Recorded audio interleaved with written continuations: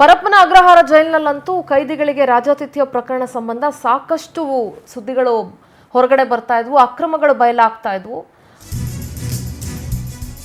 ಮನ್ಸಕ್ ಬಂದಂಗೆ ರಾಜಾತಿಥ್ಯ ಕೊಡ್ತಾ ಇದ್ರು. ಅಲ್ಲಿ ಕೈದಿಗಳಿಗೆ ದುಡ್ಡು ಇಸ್ಕೊಂಡು ಏನು ಬೇಕಾದ್ರೂ ಫೆಸಿಲಿಟಿ ಸಿಗೋ ತರ ಮಾಡಿದ್ರು.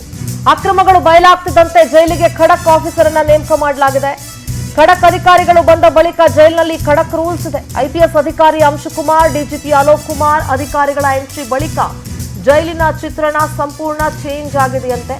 ಮೊಬೈಲು, ನಿಷೇಧಿತ ವಸ್ತುಗಳು, ಪಾತ್ರೆ, ಅಡುಗೆ ಸಾಮಗ್ರಿಗಳು, ಚೇರು, ಬಕೆಟು, ಬೆಡ್ಶೀಟು ಎಲ್ಲವನ್ನ ಕೂಡ ಪೊಲೀಸರು ವಶಕ್ಕೆ ಪಡ್ಕೊಂಡಿದ್ದಾರೆ. 2 ಟ್ರ್ಯಾಕ್ಟರ್ ಲೋಡ್ ವಸ್ತುಗಳನ್ನ ಕೊಂಡೊಯ್ದು ಎಲ್ಲವನ್ನ ನಾಶ ಮಾಡಿದ್ದಾರೆ. ಜೈಲಿನ ಆವರಣದಲ್ಲೇ ರಾಶಿ ರಾಶಿ ನಿಷೇಧಿತ ವಸ್ತುಗಳು ಬಿದ್ದಿದ್ದಾವೆ. 2 ಟ್ರ್ಯಾಕ್ಟರ್ ವಸ್ತುಗಳಿದ್ವು ಅಂತಂದ್ರೆ ಹೆಂಗ್ ಬಂದಿದ್ವು ಇವು ಅಂತ ತಂದ್ಕೊಟ್ಟವ್ರು ಯಾರು? ಇಷ್ಟು ದಿನ 2 ಟ್ರ್ಯಾಕ್ಟ್ರು ಬಟ್ಟೆ ಬರೆ ಬೆಡ್ಶೀಟು ಆಳು ಮುಳು ಎಲ್ಲ ಇದ್ರೂ ಜೈಲಿನ ಸಿಬ್ಬಂದಿ ನೋಡ್ಕೊಂಡು ಏನು ಮಾಡ್ತಾ ಇದ್ರು? ಇವಾಗ ತಗೊಂಡೋಗಿ ಅದನ್ನು ಜೈಲಿನ ಆವರಣದಲ್ಲೇ ಎಲ್ಲೋ ಒಂದು ಕಡೆ ಬಿಸಾಕಿದ್ದಾರೆ.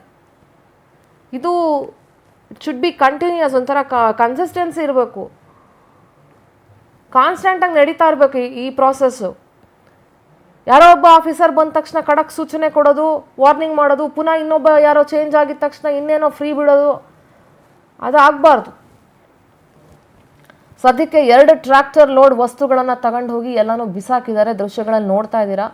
ಮೊಬೈಲು, ನಿಷೇಧಿತ ವಸ್ತುಗಳು, ಪಾತ್ರೆ, ಅಡುಗೆ ಸಾಮಾನು, ಚೇರು, ಬಕೆಟು, ಬೆಡ್ಶೀಟು, ಇನ್ನೂ ಏನೇನಿದ್ವು ಎಲ್ಲನೂ ಸುಮಾರು 2 ಟ್ರ್ಯಾಕ್ಟರ್ ಲೋಡ್ ಇತ್ತು ಅಂತ ಹೇಳ್ತಿದ್ದಾರೆ. ಅಷ್ಟೆಲ್ಲ ಒಳಗಡೆ ಹೆಂಗೋಯ್ತು, ಬಿಟ್ಟವ್ರು ಯಾರು?